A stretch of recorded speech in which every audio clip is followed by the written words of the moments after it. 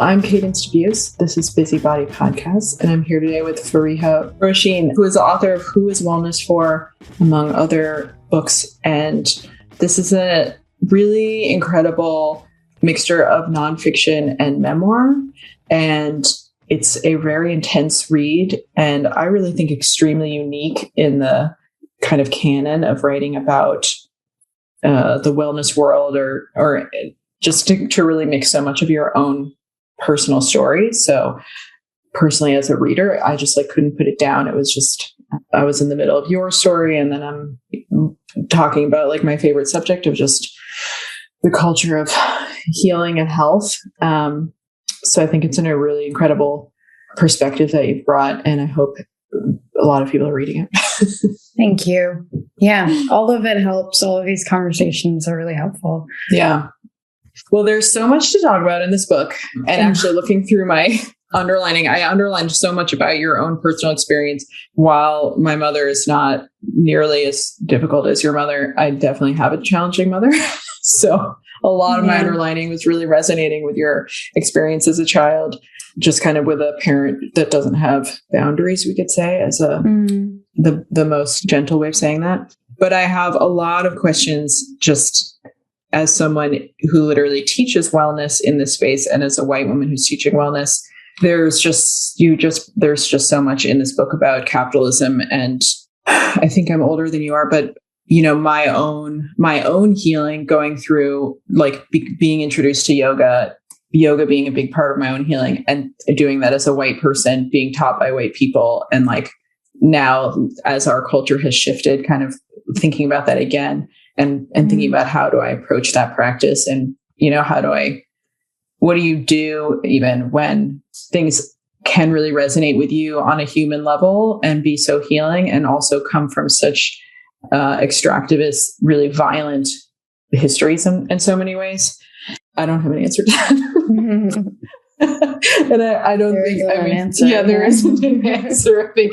I think that's so much what it is to be part of kind of modern Western culture right now, we are living in a culture that has been created through violence. And then how do we kind of come to terms with that? And where's our individual responsibility, and what do we do as we move forwards? Which actually brings me to my first quote from you, which says, "Your care cannot impede the care of others," which I think is a really beautiful and simple way to frame how we care for ourselves, and just kind of looking at when we're healing ourselves, is our healing actually hurting somebody else? And using that as a guiding place. And one of the things that I was thinking about that you were writing about is, I think it was in the section where you started working with someone in Ayurveda, and you almost had a resentful response to her, her directions for you to give up caffeine or to change your diet. And there was almost this kind of rebelliousness, well, I can't do that. That's impossible. And that's something that you touch on a lot in the book, that is something that I think is so key to kind of human nature and healing, and it's something I hear from my clients all the time. It's we always push back when that somebody starts to bring kind of the intelligence of our own body to the forefront, or someone else is sort of mirroring the intuition and kind of asks us that question, well, do you really think, is that serving you, that behavior, or this or that? And then everybody gets so upset and angry and no, you can't take that from me. You can't take my caffeine from me. You can't take, And on an interview that I watched that you gave, somebody asked a question, which I thought was great, which is on this same topic of, how do you keep yourself from falling for the romantic idea of kind of healing, having this sort of paradise at the end, which is actually a very sort of capitalist viewpoint, where we just forever go upwards and things get better and better. And I think that cycle and the acceptance that you talk about so much in the book, of that we're always in a place of healing. We always have to be in a place of listening to our intuition. things are always going to happen. We're always going to be harmed, not in a scary way, but just like we're going to trip off the sidewalk and sprain our ankle. Like that's just, yeah. Can you speak to that a bit more? Because I have a lot to say on that and I don't want to talk about that. Yeah. I mean, I think such an important part of writing this book was trying to, I think, shed light on my own perspectives, obviously, but also to sort of talk about how healing is really long and we don't actually identify that in the road to healing. And I've definitely been one of those people who, judges other people's journeys and, thinks that I'm way ahead. And, I think that we tell ourselves stories about where we're at, comparing ourselves to others because we experienced that. And it would be really helpful for all of us to remember that my journey doesn't look like yours. And that they can both coexist and we can have a similar destination or we could want similar things, but it's never going to look like yours. And there has to be a sense of, I think, just respect and acknowledgement of the difficulties and the challenges. I think especially for people who have experienced extreme abuse. Mm-hmm. I think that's really where I was. It's not something that I founded, this idea, but through all of the research that I was doing, I kind of found that people that had, difficult childhoods, people that really sort of experienced, absurd and inhumane ways of existing with their parental figures, that created some kind of, I don't know, like it was like a deeper wound that you had to sort of unlodge yourself from. And that journey is so long and you're going to fall and you're going to fuck up and you're going to stop doing the things that are good for you and you're going to forget. Something that was really profound actually that happened to me recently was after Who is Wellness 4 came out, I experienced an extreme depression right after because it was just really uncomfortable to have my life out and for everyone to read. And I hadn't anticipated that. And because I write very vulnerably all the time and, it's sort of like what I do. I don't really think of the cost very often. And I think that that's an act of survival and trauma. Sure. But I put this book out and I felt extremely upset with the ways in which people weren't engaging with the book or I just felt dissatisfied. And a couple of weeks ago, I sort of understood that the feeling I was experiencing was a disappointment. And I saw my Reiki teacher last week, who is also a Zen Buddhist monk, Sid Yang, and they were saying how they had given a talk maybe only a couple of days beforehand about the crisis of faith. And the thing that they decided to talk about was disappointment. And it really helped me be like, wow, someone I admire and who's my teacher and my elder can have a crisis of faith. I thought that that was like so beneath my own spiritual experience to like feel disappointed and not feel gratitude or not feel like, like all of the things that I think I had experienced at the end of the book. Everything that I experienced was like deep gratitude for the work. And then you put the work out and you're like, wait a second, but I want more. I actually need more. I need validation. And I felt weak for needing that. And I felt, I felt like I was being judged by people around me for wanting that. And, and there is the whole joke about, I'm critiquing capitalism. Why should I want validation, by these systems? And it's not by these systems. It's by something so much more ephemeral, which is like, I'm trying to get the love of my parents, I'm trying to, I'm trying to receive that love. But I would even argue you're trying to get connection for something very vulnerable that you put out. I really resonate with that because as a small business owner where I am my business, every class I put out, every workshop I put out, every newsletter I put out, I have started to really recognize there is just a huge vulnerability because I care about my work. Yeah. Like, if I really was someone who was trying to play a little bit more of a game of just like, $9.99 bikini body in 6 weeks, and just trying to get the mass amount of people to sign up for that as possible. And I don't care who connects and who doesn't and who drops off. But I really I love teaching. So I really want people to get what I hope that they get from me. And so I finally identified that it feels to me like I'm planning a dinner party like every week or whatever my next thing is that I'm offering.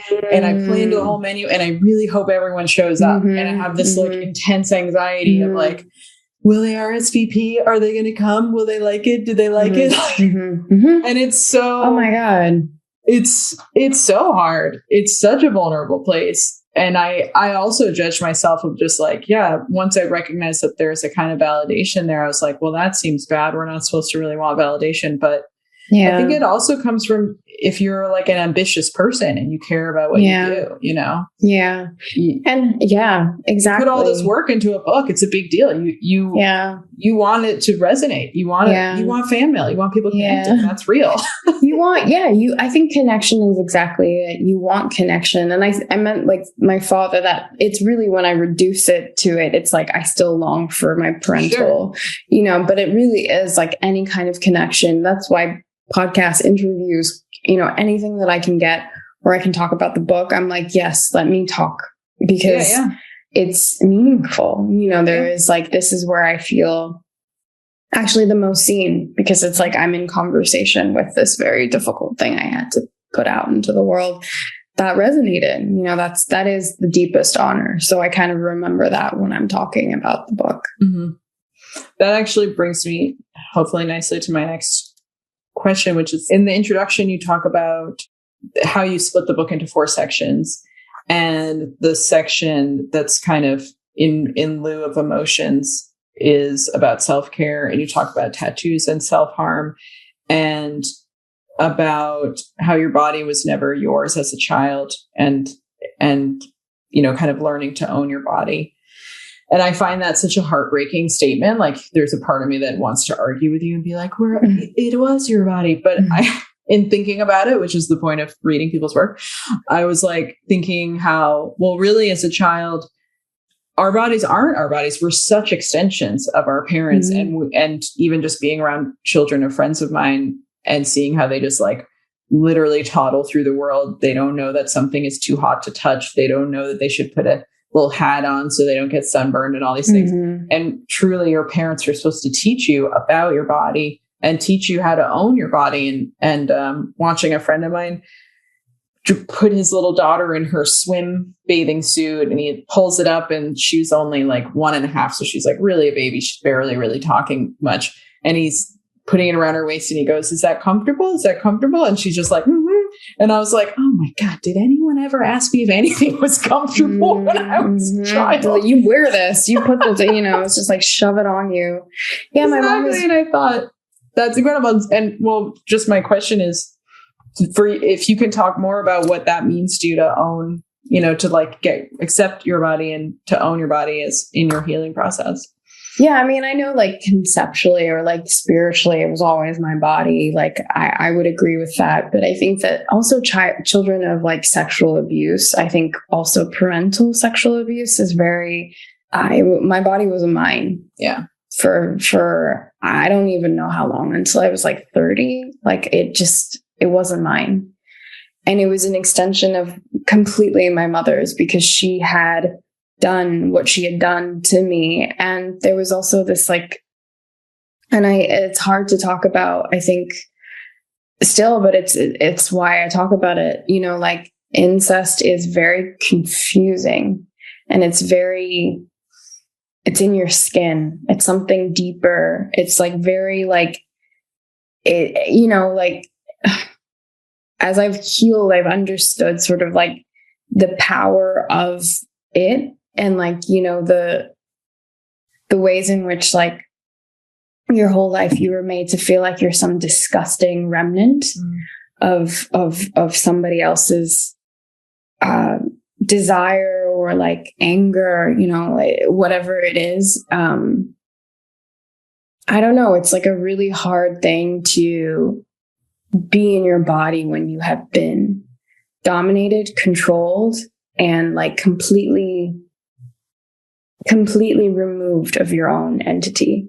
And so only to sort of like please or be there for somebody else. And that's what I was there for, my like up until 30, until I really started to really understand the kind of depth of incest. And like it's one of those things where like the more I write about it and speak about it, the more people are like, that happened to me. You know, it's an experience that like I was in Indonesia last year for this book festival in Ubud. And after the last talk that I did, about 20 people who had never heard of me before had lined up to speak to me. And it was only because most of them held my hand each time and just cried and were like, that happened to me. I've never told anyone in my life. And I mean, like my work is for child sexual abuse survivors. That's who I write for. Until I figured that out about myself, I had no context for who I was. And like, once I figured that out, like completely everything that I felt, including like my body not ever being mine, until I owned it, until I said, and even like owning it, you know, the act of embodiment is so difficult. You know, it's like fusing the mind with the body. And that is like this impossible task that the rishis have, you know, told us and guided us and shown us how to do. But even then, it's like to actually rewire that kind of abuse and to rewire when you've never, you know, it's very simple. When you've never received that kind of love and consideration of you as a human, as a person, as a being from childhood, you don't quantify yourself as important or valuable. And it's wild that I knew how to write. It's crazy that I learned how to have a voice, because it's like aligning myself with my body has been like one of the hardest tasks of my life. And I mean, it is for anyone, but you know, I think having experienced and survived what I did, and it was beyond just the sexual abuse, but it, you know, it's really difficult to experience that, I think, very young. Yeah, before you have a sense of who you are in any way. Yeah, you become completely enmeshed, you know. And I think that like mothers, you know, you have your own issues with your mother, maybe, you know, like you understand. But like it's, yeah, they get under your skin in a different way. And I think that I didn't, and I write this in the book, but I really didn't know what was mine and what was hers for a very long time. And I still, to this day, like, you know, I absorb a lot because I'm very porous, and like, I still have to be like, is that mine? Like, I have to sort of do that kind of work of like understanding what is my emotion, what is my intuition, what is my feeling. Those are things that like many of us were sexually abused as children. We, you know, if that's knocked out of you young, you to regain that is like fucking impossible. It's like learning how to fly, you know? Yeah. Thanks for sharing all that. I so many of my clients, while I truly by miracle have not been sexually abused, truly by miracle, considering the loose boundaries of my parents and everyone around, and just nobody just watching or anything, just a miracle. It's a big part of my clients' lives. I mean, I remember many years ago, I took a nonviolent communication workshop, and it was like this week-long retreat. that was the first time that I realized that I was just like, oh, like 87% of people in this room have experienced sexual abuse as a child. Yeah. Like, this is just truly an epidemic. I was just like, oh, and that opened my eyes to just it's something I essentially assume when I meet people, when I have first sessions with clients, until they tell me otherwise, whether or not they ever tell me. Yeah. Because I just think when people are really struggling to embody themselves, when people are really struggling to listen to their intuition, when there's a lot of chronic issues, that has now been my that's the signal. assumption. Yeah, it's so obvious, like, to people that, I think, especially after writing this book, like, I can diagnose people, like, I'm just like, oh my God, like, because it's not random. No. It's just not random. And like any kind of disease is related to abuse, is related to trauma, it's just very clear. So yeah. Yeah. I mean, I think that's a really bold statement for people who are very much in the Western mindset of kind of prescription and tell me what's wrong with me and what pill can I take. Because of you, I read When the Body Says No. I had not heard of his work before, which is ridiculous. And of course, now he's blown up because of the royals getting involved with him. Oh, what? Really? Yeah. Prince Henry, whatever. Harry. The one Harry. I'm not really. Meghan and Harry. Yeah. They interviewed him on something that they did because he does so much for mental health. Yeah.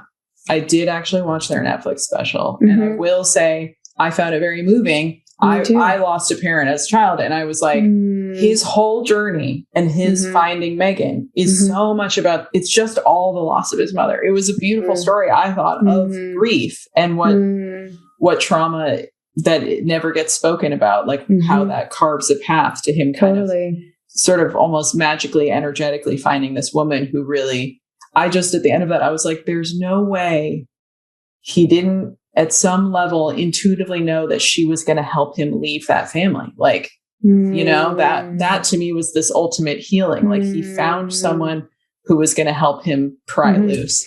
Well, it was like, exactly. Like, it was very much like karmic retribution. Like, he did the work to kind of come out of it. Like, yeah, I found it really moving as well. Yeah. It's a side note. But When the Body Says No. Yeah. Yeah. That,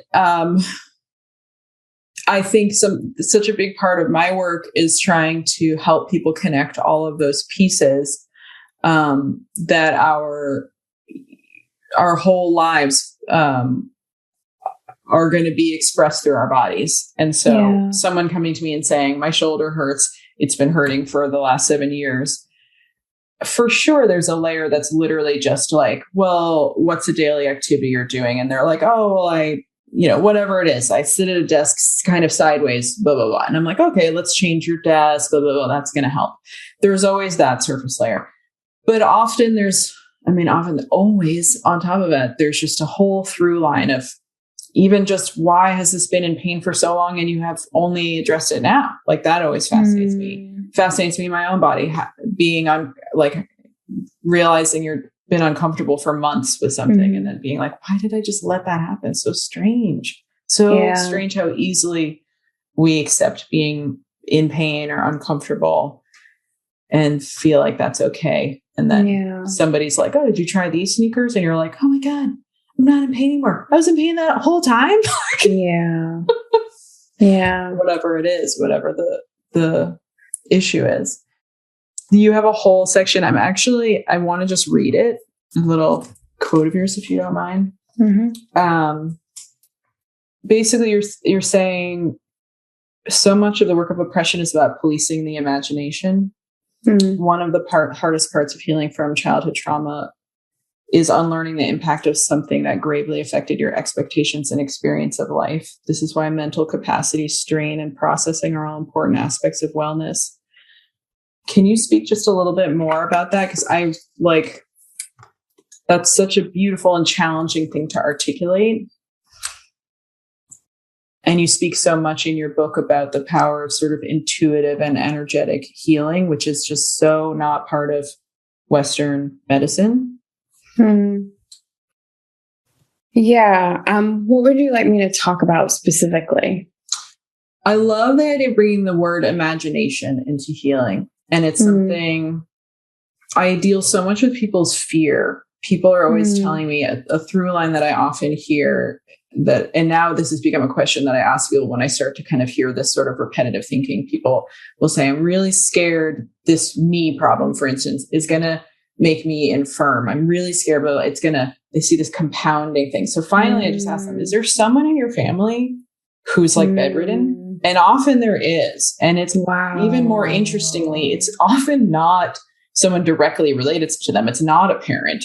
It's like an uncle or something, but they saw this, they witnessed this, and they have become like really paranoid, essentially, that this mild knee pain that we're discussing is somehow going to make them this completely infirm person they've just watched decline in this terrifying way. And I basically tried to bring them, to me, fear is like the absence of imagination. There's no joy, there's no humor, there's no options. You're like on this track, and then you become this little scurrying hamster running away from your fear. It's something that I remember Stephen Colbert talking about when he was doing a lot of shows during Trump times. And he said, laughter is the opposite of fear. If I can get people laughing, then we actually have the ability to think. When we're in a fear state, we can't think anymore. We're just shut down. And I think like so much of your book talks about returning to your own intuition and the practices that really, because Western kind of colonialist extractive capitalism has kind of derooted them, like to take Reiki in sort of a Lululemon type situation or something, you're just not going to get depth from that sort of commodified practice. I don't know if Lululemon ever really offers a Reiki, but you know what I mean? And so I back to just to use the word imagination and to bring imagination into healing. I think so often I literally ask people, like, who would you be if you didn't have this chronic tension in your hips? Literally, who would you be? Well, who is that person? What do they do? How that's such an open question to ask someone, but I literally want them to be like, what life is that person living? Because we can choose to walk down that path too. Yeah. Yeah. I mean, my next book that comes out in October is a book of poems called Survival Takes a Wild Imagination. And I wrote it kind of around the same time that I was writing Who Is Wellness For? And a lot of it was because I was reflecting on my own imagination. And like, I grew up in the life that I grew up, and I still managed to be here writing, working, fulfilling my dreams, even though it's hard and it's difficult and it's not like easy. But I know that sort of courage that I had as a young child, and sort of also really more than anything, my desire to imagine, my desire to come out of my world and to sort of think about, I was very optimistic about what I could exist in. I really wanted a grand life. And I think that really pulled me out. I have a sister who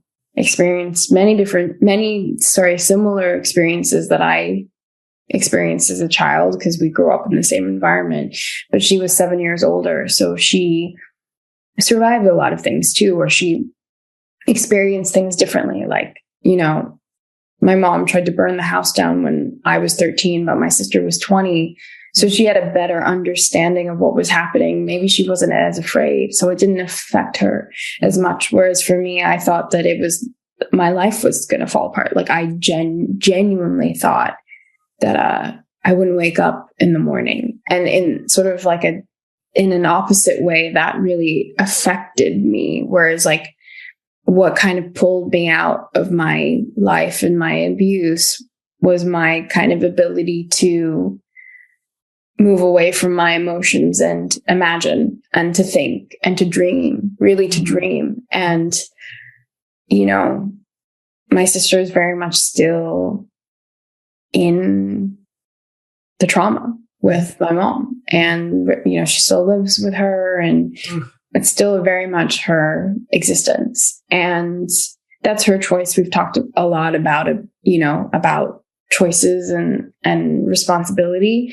But for me, I had to get out, and that's how I survived. And it's because I always had sort of like this idea or this belief in my head that I could be somebody, that I could be an artist, or that I could be a creative. And I don't even know if I knew what that meant. I just knew that it would mean that I could get out of here and I could, like, I don't know, tell stories and have a life of beauty. I think I really wanted a life of beauty. And a couple of years ago, I listened to this On Being interview with Krista Tippett, where she interviewed the Celtic poet and monk John O'Donohue, who's now passed away. But it was an old interview, and he was talking about how something that he's really thought about and like considered was the power of having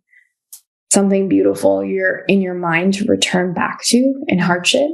So it's like, what is your perfect scenario? And I think, like, in my work with EMDR, that's something that my therapist has been helping me with, creating this like literal like planet where, I'm safe, and all my favorite things are there, like the wildlife and the creatures and the deer and the cow and I'm in nature, and I've created that as a safety point in my mind. And I think it's exactly what John O'Donohue is talking about. And it's exactly what I was thinking as a child. Like, I was thankfully, my mom's house that I grew up in, it was in nature, and I was able to kind of, even if I was like not allowed out into the other world, I was sort of immersed in the wildlife that surrounded my home. So that kind of gave me a reprieve to kind of go into the woods and think about something more, and like, dream with the stars or dream with the sky. And I think in that way I was really, really, really protected and saved by nature, and like really ushered into sort of a dream world. Like, I mean, it's crazy, but like, it's like even sort of the things like I now work with people that I admired as a teenager in Australia, like when there wasn't internet, like we have it now. Like, I was just, living my life, and I made those things happen by accident. Like, so many things are random that have happened to me that it's just like, you draw it back to these moments in your life where like you dreamed for something more and bigger than you. And I think that that's like really the thing that carries us through trauma. It's the momentum of believing in the possibility. And I think that's what imagination is. It's the possibility of anything, something better, something good, something brighter than what you're currently in. I think that is like, I'm sure you could talk to people who grew up in war and it would be the same thing. It's like, that is the reality of how you survive.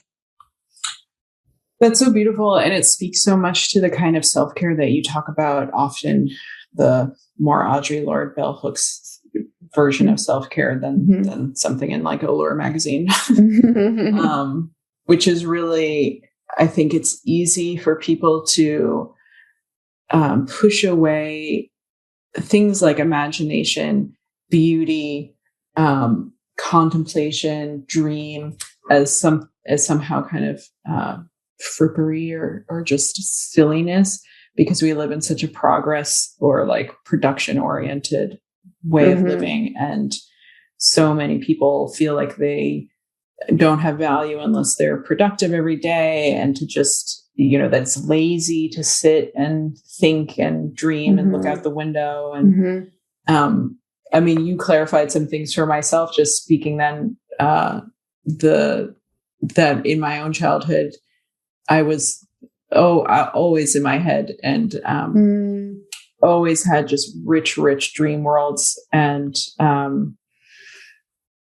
that even just hearing you say that, I was like, oh, of course, that was just a huge part of surviving. And not even as a trauma response, but really more luck that as crazy as my parents were, they were both writers, actually. So that was very valued in our household to be imaginative and do art of any kind and wander around in the woods and all that kind of stuff. So that was encouraged. And what if I had been raised by like two, I don't know what, accountants or something, you know, and I think soulless accountants. Yeah. Yeah. Sorry, accountants. I couldn't think of anything more that I would not want to do. I think so many people do grow up in households where that is not at all encouraged or even considered. And obviously we live in such a society where if there's something wrong with you, you just buy the solution in one way or another. And to have your mind encouraged in that way is a real privilege in a lot of ways. And it's sometimes like the line between success and what is success, but like, you know, a successful life or a beautiful life and a life of trauma, or like a life within sort of consistently in that wound. I don't want to be in that wound anymore. And I'm really trying to draw myself out of it. And it is the constancy of imagination. Like anyone who does, I think, manifestation or, all of it, it's real. It is like something that we've been being taught from a millennia, by healers. Like what you put in your mind, you draw to yourself. And so I have direct proof of that. And it's important to name it, I think, because imagination is so much more important. And also just like being immersed in art. Art is so important, and reading it is so important just to stimulate you and to help you think outside of the box. And even, like so many of us still have to reimagine who we are. I think the pandemic, after the pandemic, you had to reimagine society and yourself and who you were in the world again. And I really want us to be in that place at all times, actually. I think that imagination and the ability to kind of transform and be hungry for just, shifting and moving and not necessarily discarding parts of you, but like acknowledging and maybe being like, that's not working for me, or shifting and like 100%. I couldn't agree more. I actually just I have a little subscriber newsletter. And I just wrote a whole thing on a quote that really was important to me, a little Buddhist quote, that habit is death, and how that quote really kind of haunted me when I was a young college student and I was a very unhappy person. And over time, when I started to better understand what that meant, which was essentially that anything that my understanding, my read of it at this point in my life is that anything that you're doing habitually, you're doing it without question. And so you're not alive to the moment anymore. And then you may not realize that it's actually not serving you. And I think like exactly what you just said, the pandemic threw everything upside down. Now you're not commuting anymore. It's a habit. It's also like you have to, right? But it made people question all these daily rituals and routines they were doing and wondering, do I need to do this? One of my clients who has a very fancy job, I absolutely love that now that her job is virtual, they've only got like, I think she has to go back to the office like one day a week or something, but she now sleeps later than she ever used to. And she spends an hour in bed reading the paper. And she said she just never even knew that was possible. And she didn't know that she was someone who liked to sleep later. She just thought that she's someone who gets up at 6 a.m. And she's like, actually, I don't. Like I sleep till 8 and I stay in bed until 9 reading the paper and have this lovely moment. And then I only have to be, I can be at my computer by 9:30 and I'm right on time for work. And I was like, don't let anyone take that away from you. Like that's such a wonderful moment that you get now. Like, like people discovering, as adults, all these places where they're still getting kind of shunted around like children in school, almost just like, now you have to be here and I have to be here. Mm-hmm. That actually brings me to another part of your book that I wanted to pull from. We couch a lot of things as personality in the definitions of who we are not, realizing that those terms and conditions are subject to change if they're not working from us. But we run on narratives of our lives and then apply those narratives onto others, believing they are in on it or that they know us better than we know ourselves. I love that because of exactly what we're saying. And it's something that I hear so much of my clients when they say things like, well, I don't like exercise, or I don't like being sore, or I'll never be able to do this. And I always want to just say, like, that's just an opinion that you have. That's not you. Mm-hmm. I'm sure you've changed your mind about other things in your life. Mm-hmm. Maybe you thought you could never drive a car and then you learned to drive a car. Like, there's just so many things. And it's amazing to me how part of human nature, we hold on to what essentially are little preferences that we have in the moment, and we hold on to them like they are this cemented version of ourselves. Can you talk a little bit about kind of making that recognition in your own life? Yeah, I mean, my life changed after I started sitting with grandmother ayahuasca, which I talk about in the book a lot, but that's a very private experience and relationship that I've developed over the last couple of years. And it feels like a lifelong journey, and articulation and relationship. But after I started sitting with her, I just completely changed as a person, and everything about myself became more, it's like simultaneously more clear and more malleable. Like, I was like, oh, like, this is who I am foundationally. And like, she helped me sort of figure that out. And then these are all the other things that I'm not. And also, here's all of the space where I can kind of be and like move and expand and change. And I was just, before this interview, was talking to a friend of mine, and she was sharing how, like, we've been having this ongoing conversation about celebration, and how, like, after this book in particular came out, I realized something that I really longed for, to go back to what we were saying earlier, is celebration. Like, from friends, I just want to be celebrated. I want celebration for those small moments and those big moments. But I really want to be sort of like congratulated. And I think that goes back to sort of not having those things as a child, and really yearning for that kind of, just for that reflection, I think. And she was saying how another friend had actually reached out to her and mentioned that he was actually feeling upset by her not celebrating these moments where he had like achieved things.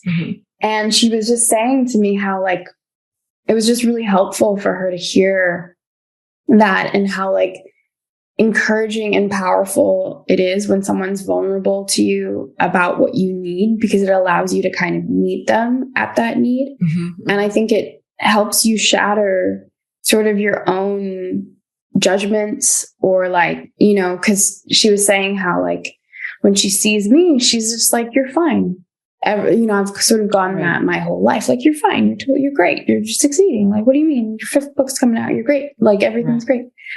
And I get that a lot. And I feel oftentimes that perpetuation of that feeling I felt as a child, where I was just a burden to all of my needs were just too much and they couldn't be met. And I feel that again as an adult sometimes. And I really sort of try and observe that moment and like reflect around it, like what's happening and who's responding and why are they responding that way. Because it helps me not take those moments seriously, or not so personally, rather. And I think it was really helpful just to hear my friend sort of reflect this on her own sort of experience, and like, you know, like her kind of changing and expanding as a friend, and being like, oh, I can meet this need that you have, even if I think that you don't need it, because who am I to say that? I just thought it was really profound. And I thought that that sort of small moment is so reflective of like what we owe each other. We just owe each other that kind of responsiveness. It's not sometimes, like it's okay if you're reactive and you're like, hang on a second, what? Like if someone's asking you to do something, or someone's, if someone has a need of you, or like, that's the example I'm using right now. But I think in my own life, it's been really powerful to kind of meet someone at that need rather than like respond defensively. And even if I respond defensively, like how do I feel about it after? And how can I actually meet that person and not make them feel small in that ask? I think that's been really, really powerful. And that's kind of what I'm referring to as well in that text. It's like, why are we holding on to these versions of ourselves that are stale and stagnant and burdened and brittle from like, not feeling like we're getting the love that we deserve? Because that's where that comes from, the hardenedness. And I think New York has this and articulates this the most of any city I think I've ever experienced in my life, which is there's this hardened vibration, or like a hardened energetic experience of when I'm in New York sometimes, or all the time now actually, because it's this, as a city, so much has happened, and it's like the people are mean and it's like, I think it's a response of like trauma, and it's a response of like working really hard and like, like not having any time to yourself, and the trains not being clean, and like there's no care around you. So why would you care for other people? And I think that that's something that, it's easy to point fingers. It's not that easy to solve. But I do think that if we could, as a society, collectively be nicer to each other and better to each other, that does have a ripple effect. And that does have an effect of like, oh, I feel heard and I feel seen. Like I asked you for something and you were like, yeah, okay, I can meet you. Like that changes people, like that I know that even when I teach, or like particularly when I teach, and the kind of devotion that I give to the people that sit in class with me, I know that affects them, because they don't expect that from me. They don't expect a writer to be invested in their work as much as I am. And I want to show people that it's possible. It's possible for those moments, even in small moments, when someone tells me that my work matters to them, I want them to feel, and I can't give this to everyone all of the time, but it's like, how can I be responsive in a way that's like helpful at all times, and like expand my own ways? And sometimes I'm going to feel like shit and I'm not going to do that. Like and there's space for all of that. And I think there's spaciousness for all of it when we allow ourselves to be spacious and the people around us to be spacious as well. Does that make sense? It makes total sense. And I think so much of what you're bringing to the conversation about healing is really a non-capitalist view of how to live one's life. Mm-hmm. And because spaciousness, care towards other people, the time to listen to someone, to move beyond the reactivity, to allow yourself to change, all of that requires that we get off a hamster wheel. We get off this track. We get off this ladder and create that kind of space. If you're so consumed with where you have to be next, the next due date, the next deadline, there's literally no space to sit down and have the mental time and the emotional time to process these things. Certainly that's something that I learned a lot in the pandemic, the early years myself. Just finally, I started my business. My business is about 13 years old, and I've been exhausted for 10 years, basically. And in the pandemic, I suddenly was super stressed for different reasons, but I also was not tired for like the first time. And I was like, oh my God, this is new, because I had two locations. I was biking back and forth. I was teaching 6.5 days a week, saying yes to every possible thing to make every dollar, because I could barely keep my head above water, Oh my God. And I 100% believed the the lie that if I just worked a little bit harder, suddenly it would all be easier. And the pandemic really showed, that was all revealed to me to be how false that was. Mm-hmm. And I started really redirecting to make a life that was more sustainable for my actual life, to really like have space for life. And it's amazing how much, self-judgment comes up in that. And I live in Brooklyn, but I live down at the beach in Coney Island. Oh, wow. Yeah. And it's amazing. That's amazing. I mean, that's the anecdote to living in New York. You live by the water, you live by beauty, and New York is so beautiful, but it's like reprioritizing yourself and actually sort of, I think, understanding what your priorities are. Your priorities can't just be to make money. Like, that's not going to serve you in this lifetime. It's only going to, it's going to give you it's going to give you resources, but that's about it. It's not going to give you satisfaction. It's not going to give you peace of mind. It's not going to give you a meditative stillness. Like, it's not going to give you any of that. That's what you have to give yourself. And I think the pandemic, also just like, I've been reflecting about this a lot just this morning. I have a chronic illness, and I read about this in the book. And like, I've really, really started to see how like the pandemic was the first time where I realized, oh, this is why I cancel things. Like, this is why I can't go out. This is why I'm isolated. Like, I don't feel good in my body. Like, it hurts. I'm in pain. I can't, one of the reasons I left New York was financial reasons, but also just like, I couldn't keep up with the speed anymore. Like, I couldn't continue at that pace. And I think that kind of demand on us really does, feed the capitalist machine that tells us, just work a little bit harder and you can, buy out and you can get that dream life that you wanted. But at what expense to your body, to your mind, to your community?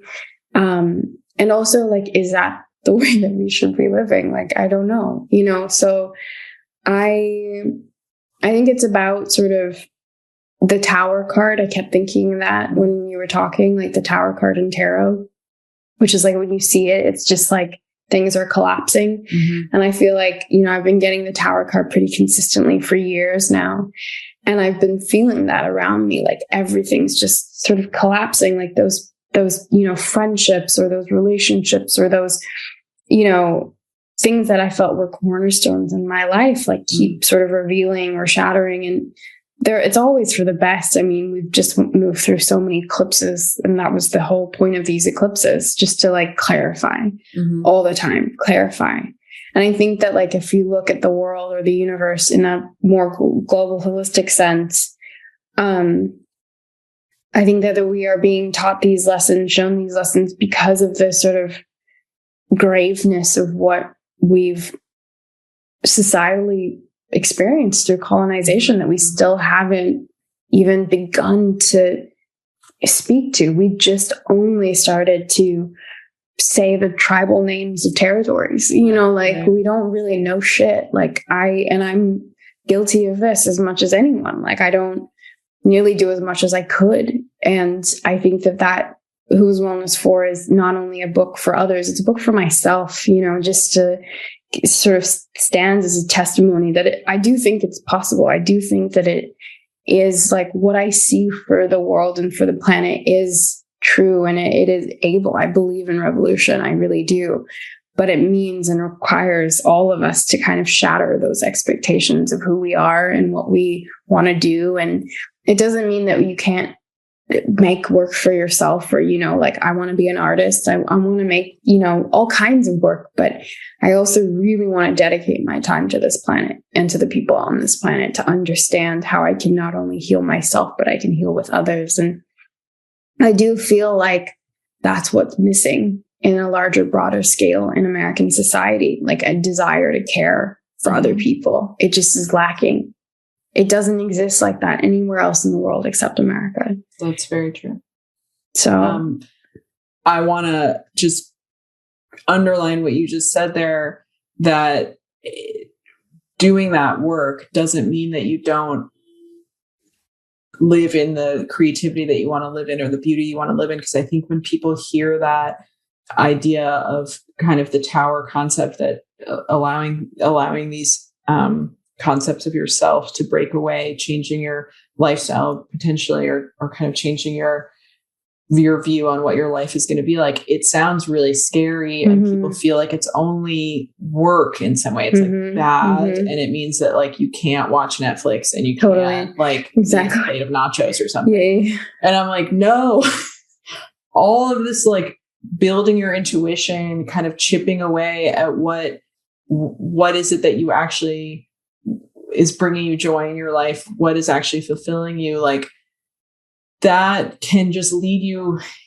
deeper into what you're doing now in a better way. I mean, it doesn't mean that you suddenly, like I'm part of capitalism. I run a small business, but during the pandemic, I was very stressed and I had to leave the city because I had a live workspace. So I had to shut that down and blah, blah, blah. And I was living upstate, which was not a place that I felt very culturally aligned to, let's say.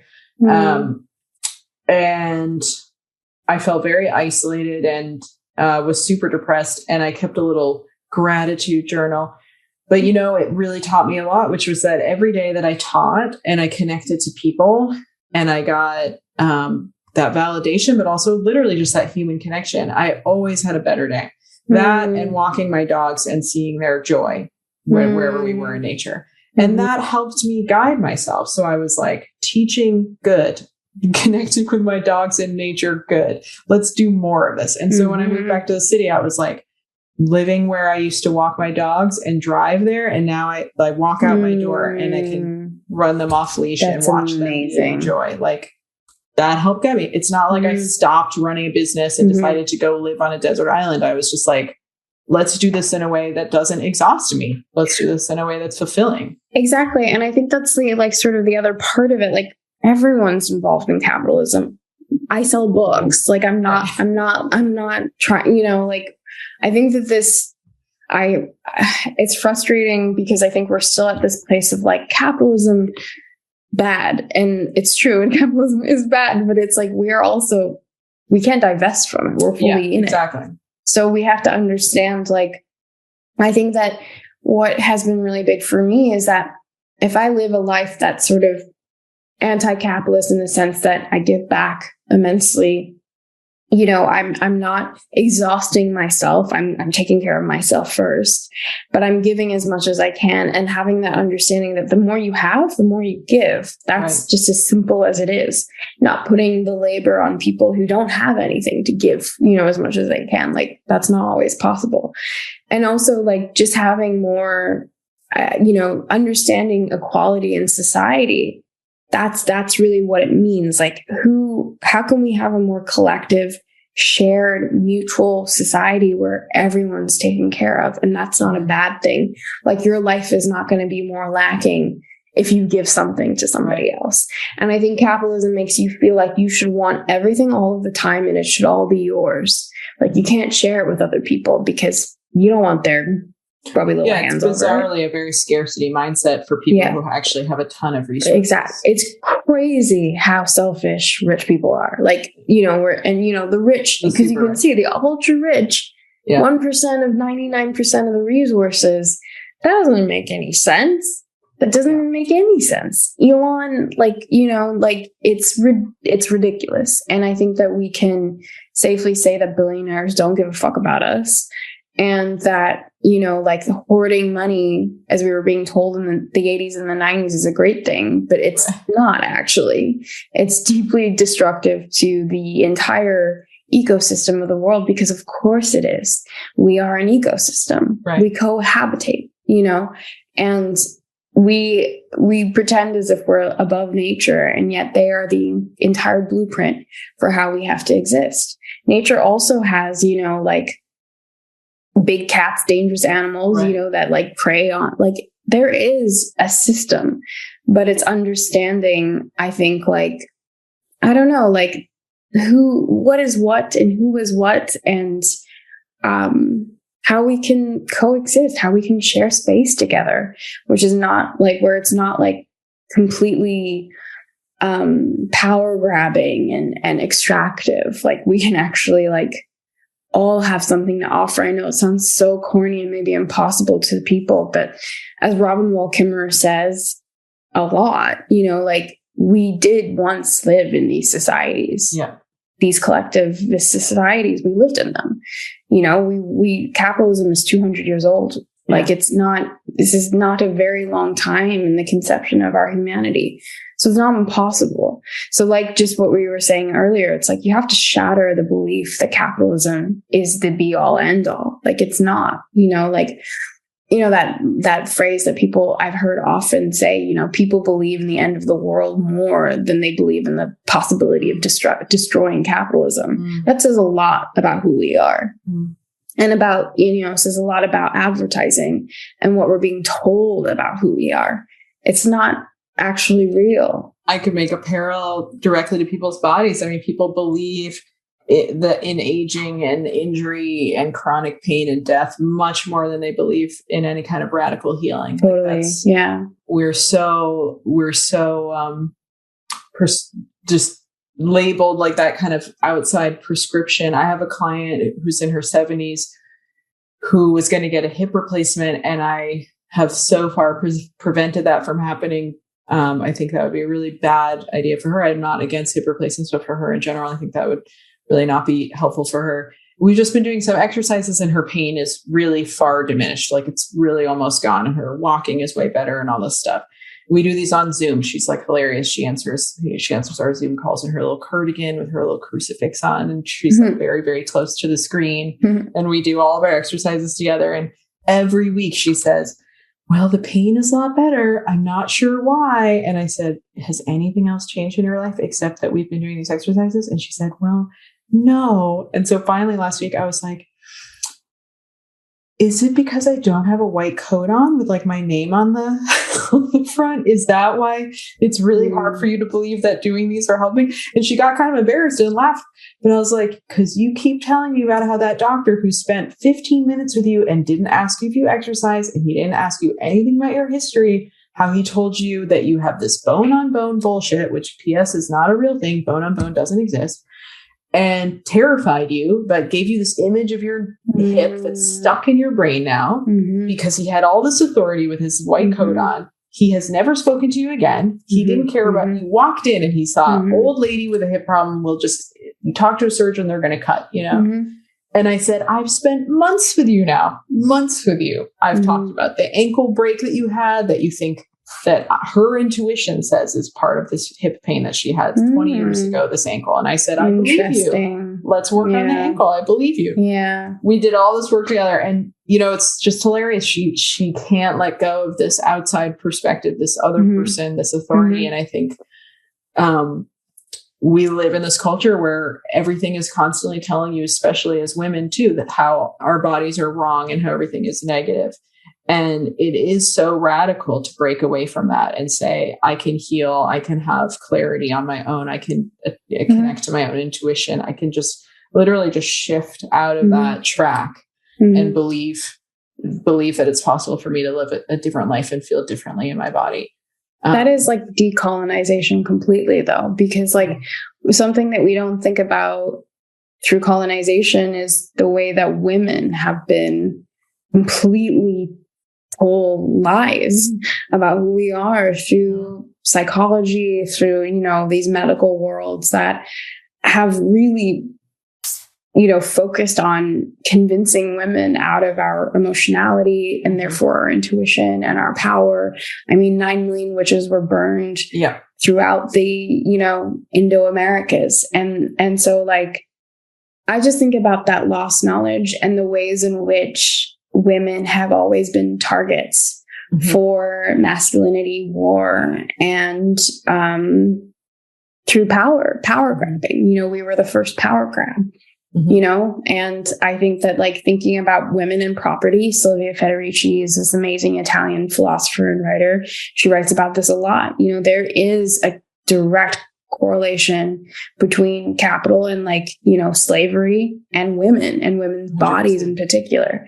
You know, we were also the first bondage, you know, like our bodies have still been bondage, you know, throughout the centuries. Like it's terrifying, but it's true. And I think that I think women stand completely on the front lines of the revolution. And like, you know, we always have, but we've been murdered. And like now it feels like the times are, especially with what's happening around the world, what's happening in Iran, like women are standing up and they're actually really being like, no, something is detrimental to like this is detrimental to our own evolution and we have to change. And I think that's really cool. We live in really cool and terrifying times simultaneously. 100%. I want to ask you one last question that's kind of about that. You speak in the book about ayahuasca and weed and sort of the connection to earth and mother. And I just wanted to hear more about that because I also think that kind of substance use is still so taboo feeling in Western culture, even though people are like taking pills out the wazoo. So I just I mean, it makes no sense. Yeah. And you talk about how it's like the female and here we are trying to heal earth and we're not going to get there until we actually are like healing and honoring the woman in our culture as well. Yeah, someone told me that about marijuana and how like marijuana represented the divine feminine. This was at an ayahuasca school that I was at, and someone was just sharing that they had heard that in sort of indigenous circles that marijuana has that relationship, and so like marijuana won't be legal or free until we are free. And I thought that symbolism was so powerful because, you know, gender is bullshit. I really believe that. You know, my partner is trans. Like, I really like, you know, I think it's important to say that. And at the same time, I think that like feminine and masculine energies are real. Right. And like sitting with ayahuasca in indigenous circles and really learning, you know, why they revere her because she's the grandmother energy. And that's how she interacts with you when you take her. You know, she comes in like a grandmother and she sort of shows you everything. And she tells you, she's quite strict with you. She can be quite mean. And, you know, sort of like pushes you to look at things in a way that's very direct, like a grandmother would. And, I feel like that, for me in my life, like realizing that has been really, really powerful in my healing of my relationship with my mother. Like I believe I write this in the book, but I really feel this regardless. Like my relationship to grandmother ayahuasca is my strongest relationship with a maternal figure I have anywhere in the world. You know, like she's an entity that I can't explain, but I know that I'm communicating with her and that she's communicating with me. And these powerful plants that are known as medicines, you know, mushrooms is the same thing, you know, whether, you know, marijuana is indigenous to India, you know, it came through, from India to, the West Indies through indentured Indian workers and slaves. And then it kind of came to the Americas. But, you know, Indians smoke weed or revere weed because Shiva is the Lord of Bhang and had a really, you know, sort of very much revered weed as well. And when I found that out, I was like, of course, this is a spiritual medicine. Of course, that's where it comes from, because it allows you to access God. And all of these medicines allow you to access God, you know, like how incredible that, you know, ayahuasca was found thousands of years ago. Somehow they were told by the plants, I believe, that to do what they do. So they brew the two plants together, the bark and the plant, to create the medicine. And they were instructed by the plants to do that. How do you explain that? Yeah. And it is the strongest psychoactive in the world. And like, how would you know how to do that? It's wild.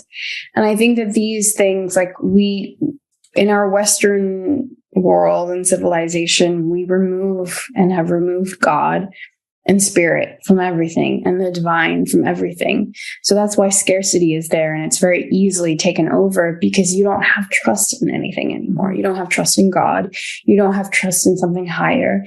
Everyone is feeling as if they're alone and isolated in the world. And the only thing that you can do when you feel like that is if you have money, you buy more things. Mm-hmm. So it's this constant cycle of like more.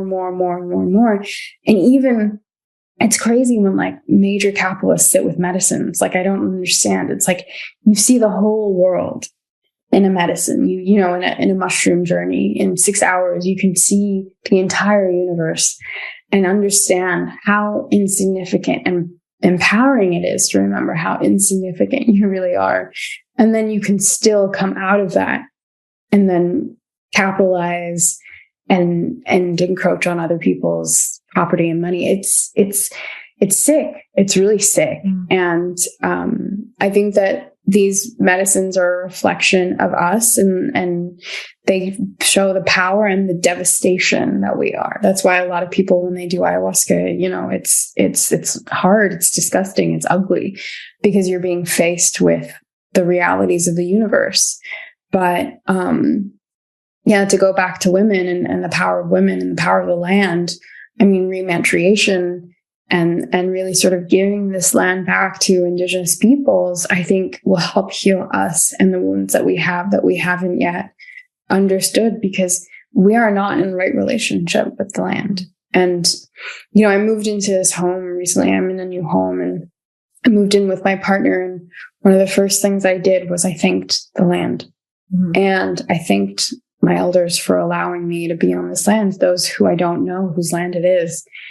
And I felt a peace come over me because there was an understanding. And I think California, this is one of the reasons I moved to California, it's more palpable. You actually have a connection to the nature. But this is stolen land, like, what does it mean to live on stolen land? What does it mean when you have no connection to where you are, where, whose history it is, those thousands of years of prayers seeded into the soil that's suffering because we put too much chemicals and GMO. And, it's like the earth is asking for our help, but I think that we have all the resources we need to help her and to understand her.